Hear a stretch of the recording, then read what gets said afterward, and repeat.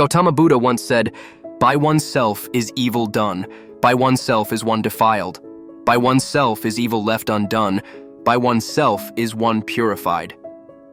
Purity and impurity depend on oneself. No one can purify another. This profound teaching illustrates the law of karma, that our actions, whether good or bad, inevitably return to us.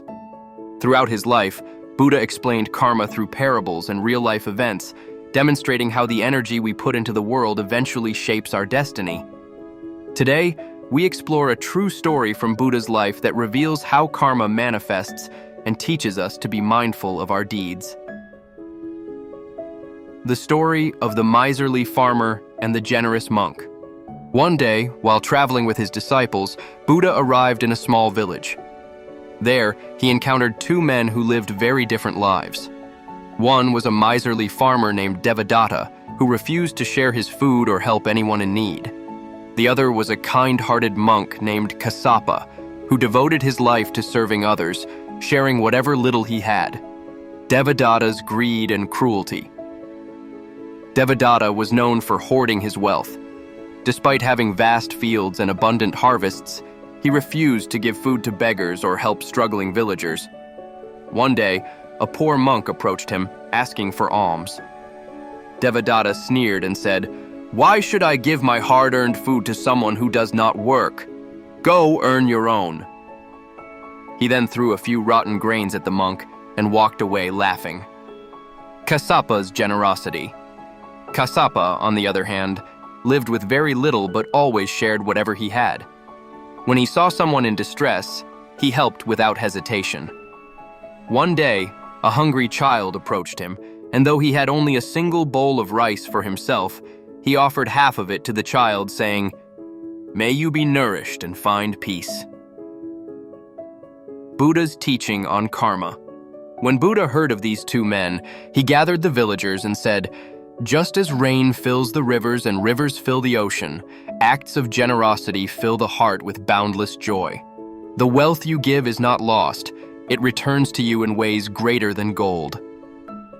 The villagers were curious and asked Buddha how karma would affect Devadatta and Kassapa. Buddha explained, "The parable of the seeds. Imagine two farmers planting seeds in their fields. One sows seeds in fertile soil and waters them diligently. The other plants seeds in barren land and neglects his crops. Who do you think will harvest an abundant crop?" The villagers replied, "The first farmer, of course." Buddha nodded and said, "Just like the fertile soil, a kind heart is enriched by generosity. When you give selflessly, you plant seeds of joy and abundance, not just for others but for yourself. However, selfishness and greed are like barren land. They bring no nourishment and yield only emptiness." Hearing this, the villagers understood that karma was not an immediate punishment or reward, but a natural law. Our actions shape our future. The fruits of karma. Years passed, and karma unfolded in unexpected ways. Devadatta's fate. Devadatta continued his miserly ways. Over time, his farm suffered from drought and his wealth dwindled. One day, he found himself in need and went to ask for food from the same villagers he once scorned. Remembering his past cruelty, most refused to help him. Alone and regretful, he realized that his past actions had created his suffering. Kassapa's reward. Meanwhile, Kassapa's kindness created a ripple effect. Those he had helped years ago became generous individuals themselves, always ready to assist others. When Kassapa fell ill, the entire village came to his aid, providing him with care and food. His past kindness returned to him when he needed it most. Buddha remarked, "What we are today is the result of what we thought and did yesterday. If one speaks or acts with a pure mind, happiness follows like a shadow that never leaves." Practical lessons from Buddha's teaching. Number 1. Sow seeds of kindness. Every action we take leaves an imprint on the world. Choose to act with compassion and generosity. Number 2. Reflect on intentions. Buddha said, It is the intention, not just the action, that determines karma. Always ask yourself, what is my true motive behind this action? Number 3, let go of greed and envy. Holding on to greed or jealousy harms us more than others. Practicing contentment brings peace. Number 4, embrace patience. Karma works in its own time. Trust that your good deeds will return, even if not immediately.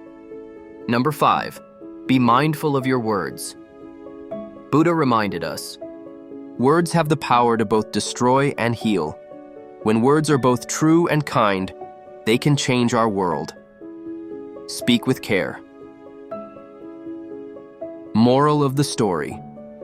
The law of karma teaches us that our thoughts, words, and actions shape the life we experience.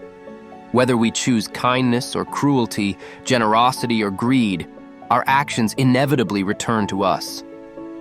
Gautama Buddha's teachings remind us that by giving goodness, we invite goodness in return.